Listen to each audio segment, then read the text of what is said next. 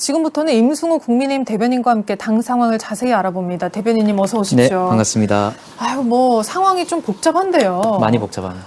지금 그러니까 그렇다면 여기까지라고 이모티콘 하나 이런 표시하는 걸 네. 남긴 게 11월 29일 D-100일 때였어요. 대선 네. D-100일. 지금까지 지금 기자들하고는 연락이 잘 안 되는데 대표하고 연락하고 계세요? 뭐 사실 저도 직접적으로 이준석 대표와 연락이 안 되고 있는 상황이고 이준석 대표와 같이 있는 분들 측근들과의 연락은 간헐적으로 하고 있는 상황인데 이런 네. 상황에서 사실 저도 구체적으로 어떠한 상황인지 제대로 된 소통 창구가 약간은 옅어진 상황이라서 개인적으로는 좀 답답함을 느끼고 있습니다. 지금 그러니까 부산에 갔단 말이죠. 네. 왜 부산에 갔는지는 좀 공유 받으셨어요? 왜 부산인가? 사실 뭐 부산 간지도 저는 언론 보도 통해서 알았고요. 네. 그래서 조금 대변인단 사이에서도 조금은 이제 일정 정도는 파악을 해야 되는 거 아니냐라는 대표실과의 소통은 있었고 그래서 이와 대해서 조금 소통은 하고 있는 상황인데 부산을 방문한 목적 자체는 오늘 저희를 통해서 전달한 것은 뭐 지역 일정에 대해서 지역 관리 차원에서 방문한 것이다라고는 공식적으로는 발표를 했고요. 그거는 그냥 예. 공식 입장인 거죠. 예. 뭐 아무래도 해석의 여지는 굉장히 많을 것 같습니다. 네. 오늘 언론 보도를 통해서 나온 사진 자료든지 이런 것을 봤을 때 해석의 여지가 많다는 것은 분명히 있을 수 있는데 뭐 대변인으로서 그 해석에 동조한다 이런 말씀을 좀 드리기 어려울 것 그 같습니다. 사진이라는 거는 이제 장제원 의원의 부산 사상구 지역구 앞에서 찍은 사진이라든지 이런 거 말씀하시는 것 같은데요. 지금 오늘 서울로 올 것이다라는 게 이제 취재진들의 취재 결과인데 오늘은 그러면 여의도 당무에 복귀를 합니까? 서울로 온다 하더라도 당무 복귀는 당분간 어려울 것 같고요. 네. 뭐 내일 선대위 회의가 있는데 선대위 회의도 참석할 것은 다소 어려운 상황으로 보입니다. 뭐 이건 제가 공식적으로 대표와 소통한 사항은 아니지만 현재 네. 지금 상황을 봤을 때 여전히 갈등의 골이 깊어지고 있는 상황이기 여전히? 때문에 네. 뭐 이런 상황에서 반전의 계기가 딱히 없다면 뭐 서울을 오는 것과 상관없이 당무 복귀에는 조금 시간이 걸리지 않을까라는 개인적인 생각은 하고 있습니다. 그렇군요. 저희 지금 댓글로 실시간으로 이제 질문이나 의견 주시는 분들이 계신데 0.3초 토끼님은 당대표 왕따 시키니까 그렇지 당대표를 존중해줘야 되는데 너무하다는 의견이 있는 반면에 또 테라노리스님은 대선 후보 행보에 당대표가 딴지를 걸고 있냐라고 의견을 주세요. 이렇게 상황에 대한 해석은 좀 분분한 것 같은데 대변인님이 보시기에 상황이 이렇게 된 가장 큰 원인은 뭐라고 생각하세요? 뭐 큰 원인이라고 생각한다면 아무래도 어쨌든 지금 윤석열 후보 측과 이준석 대표 그리고 김종인 위원장 사이에 소통이 안 되는 모양새였던 건 분명한 것 같습니다. 그렇긴 했어요. 네. 다만 그것이 의도성을 가지고 있느냐 그것에 대해서는 저는 윤석열 후보가 의도적으로 그렇게 했다라고 생각은 하지 않지만 이준석 대표의 일정과 관련하여서 통보가 되지 않은 점 네. 그리고 그 이후에 일정 언론사에 지속적으로 윤석열 핵심 관계자라는 익명성을 통해서 익명 인터뷰. 예, 이준석 대표를 비롯한 김종인 위원장을 비난하는 듯한 발언을 하는 것을 봤을 때 뭐 윤석열 후보의 의중이 반영되어 있다고 보진 않지만 윤석열 후보의 측근이 공개적으로 비판을 하는 것이 아니라 지속적으로 어떠한 시그널을 일정하게 주고 있는 것은 분명하다라고 해석하는 것이 저는 맞다고 생각합니다. 다만 당연히 정권 교체를 위해 뛰어야 될 한 팀으로서 예. 뭐 이것을 이준석 대표나 김종인 위원장을 배제하기 위한 의도성은 없길 바랄 뿐입니다. 그게 그러니까 원래부터 의도한 건 아니겠지만 결과적으로는 이준석 대표를 배제한 것 같은 모양이 계속 이어졌다는 말씀이신 거잖아요. 모양새는 그렇게 됐다고 볼 수밖에 없습니다. 지금 보도를 보니까 뭐 중대 결심에는 이준석 대표가 뭐 당대표직을 이거는 선출됐으니까 던지긴 좀 어려울지라도 선대위직을 그러니까 상임선대위원장직을 사퇴할 가능성도 있다는 보도 나오던데 그쪽에 대해서는 정보를 어디까지 지금 파악하고 계세요? 처음에 SNS 글을 통해서도 저는 굉장히 좀 불안했습니다.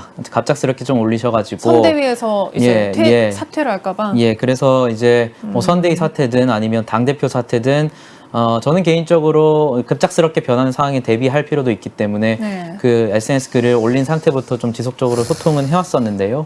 뭐 사퇴와 관련해서는 걱정할 필요는 없다라고 저희에게 지속적으로 말을 하고 있어서 네. 사퇴 가능성에 대해서는 일축하고 있는 상황입니다. 사퇴 가능성을 일축할 수 네. 있다라고 하셨는데 근데 이런 의견들 있잖아요. 아까도 댓글 소개해드렸지만 이제 대선이 석 달 전인데 보통은 대통령 후보를 중심으로 선대위가 움직이는 게 아니냐. 당대표가 이렇게까지 하는 거. 일각에서는 뭐 2016년 총선 때 김무성 대표가 옥새 들고 예. 부산에 간 거랑 비유를 하더라고요. 그때 그 옥새 들고 나르샤 이후에 지지율이 많이 떨어졌다. 이준석 대표 이런 행보도 당에 부담을 준다는 의견들이 있어요.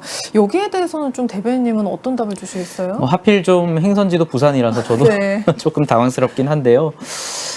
그런 비판도 저는 수용할 필요는 있다고 봅니다. 이준석 대표가 어떤 패싱 논란이라든지 이런 것을 통해서 개인적으로 곤혹스러운 부분이 많은 것도 사실이지만 네. 그러한 비판도 충분히 받아들일 필요가 있다. 이런 상황이 지속된다면 그 어느 측에도 저는 좋지 않다라고 생각을 하고 당 전체에 악영향을 끼칠 수 있다고 생각하기 때문에 네. 저는 뭐 지금 윤석열 후보 측이든 이준석 대표 측이든 또는 김종인 위원장 측이든 어느 한 곳에 책임 전가를 하는 것이 의미 없는 상황이 됐다라고 보고 서로 탓을 하는 게 이젠 무의미하다. 예, 지금은 네. 제가 개인적으로 봤을 때는 감정의 골이 워낙 서로 깊어지고 있는 상황이라서 제가 개인적으로 뭐 기자분들에게도 말씀드리고 있지만 서로 한 발씩 물러서는 태도가 필요하지 않을까라는 생각은 합니다. 옆에서 직접 보셨잖아요. 예. 실제로 감정의 골이 그렇게 깊어요? 이준석 대표를 말씀하시는 건가요? 그렇죠. 네. 뭐 실제로 저희 앞에서 뭐 그런 불편한 의도를 내비친 적은 없지만 저도 뭐 윤석열 후보와 이준석 대표 간의 어떤 갈등이라고 불리는 것을 봤을 때 이준석 대표가 굉장히 감정이 상할 만한 지점은 있었다라고 보고요. 예를 예. 들면 윤석열 후보가 이제 입당하던 때 그날 이제 이준석 대표가 여의도에 없었는데 와가지고 예, 입당 지방에 선언을 있었죠. 했잖아요. 그때 이제 대변인님도 그 모습 보셨을 텐데 어떤 갈등이랄까요? 그런 게 시작이 그 입당에서부터 시작됐다고 해석하는 건 좀 과한가요? 뭐 사실 그 상황에서 저도 좀 당황스러운 부분은 있었습니다. 네. 이제 그때 입당 당시에 이제 기자분들과 여의도에서 점심 식사를 하고 있었는데 네. 기자분께서 설마 오늘 입당하시진 않겠죠라고 해서 제가 아니라고 하셨어요? 설마요라고 했는데 바로 이제 언론사에 속보가 나오더라고요. 그래서 저도 조금 약간 당황스러운 상황이 됐고 네. 그래서 이제 지방에 가 계셔서 대표가 네. 이제 같이 간 대변인분과 통화를 하면서 대표도 굉장히 당황스러웠다라는 얘기는 했습니다. 하지만 어쨌든 저희가 당연히 모셔야 될 분이었고 또 이후에 윤석열 후보와의 통화를 통해서 뭐 입당 자체에 대한 패싱 논란은 이준석 대표가 그렇게 불쾌하게 느끼진 않았다고 봅니다. 그건 아니었고 예, 예. 이제 선대위 구성 과정에서 좀 그게 불거진 건데 어쨌든 대변인님 말씀은 양쪽 다 이제는 한 발 물러서고 이제 선대위 꾸려야 된다는 말씀으로 들려요. 근데 예. 이거랑 별개로 우리 임승호 대변인님 또 보도가 많이 났던 게 페이스북에 글을 올리신 게 예, 화제가 예. 됐었어요. 예. 선대위에 쓴소리를 하셨단 말이에요. 지금 선대위의 가장 큰 문제점 그 이후로도 가장 예. 큰 문제점으로 꼽는다면 뭘 꼽으시겠습니까? 저는 일단 그 글을 작성한 이후에 윤석열 네. 후보와 직접적으로 차담회를 하면서 제안을 드렸습니다. 청년들을 기용하는 데 있어서 따로 조직을 떼는 것뿐만 아니라 융합시킬 필요가 있다. 각 조직에 유능한 청년들을 포진시켜달라라는 제안을 드렸고 그 자리에서 보좌역이라는 아이디어를 떠올리셔서 실제로 그게 지금 배치가 됐습니다. 청년 보좌역. 네. 청년과 관한 수용성은 굉장히 넓어졌다라고 생각을 하고 뭐 다만 저는 그때부터 지속적으로 말씀드리지만 이제 선대위가 지나치게 크게 갈 필요는 있나라는 생각은 개인적으로 그 자리에서도 제안을 드린 적이 있습니다. 지금 너무 크다고 예. 생각하시는 거예요? 왜냐하면 네. 윤석열 후보가 개인적으로 차담회를 하는 그 짧은 시간에도 충분히 2030들에게 어필할 수 있는 소구력이라는 것을 저는 개인적으로 느꼈습니다. 그럼에도 그러셨어요? 불구하고 네. 경선 과정이나 현재 2030에게 압도적으로 지지를 받지는 못하고 있는 이유는 지나치게 큰 조직에 의해서 윤석열 후보 본인의 메시지가 나오는 것이 아니라 예를 들어서 지금 봤을 때 특정 언론사에서 윤핵관의 윤석열 핵심 관계자. 네. 윤핵관의 어떤 워딩을 통해서 나오는 그런 것들이 윤석열 후보의 매력을 가리고 있는 것이 아닌가. 그래서 그런 부분에 있어서는 윤석열 후보도 충분히 인지를 하고 있다고 생각하고 충분히, 차후 네. 있을 인선안에서 충분히 반영하겠다라고 그 자리에서 얘기하셨습니다. 앞으로 청년 참여는 늘리겠다 하셨는데 이게 또 윤 후보 개인뿐만이 아니라 당 선대위 분위기도 중요하잖아요. 그 페이스북 글 올리고 나서 예. 그 밑에 정진석 예. 당내 이제 최다선 의원 중에 한 명인 정진석 의원이 당 공식 논평에만 집중하라고 사실 저격을 한 거예요. 예.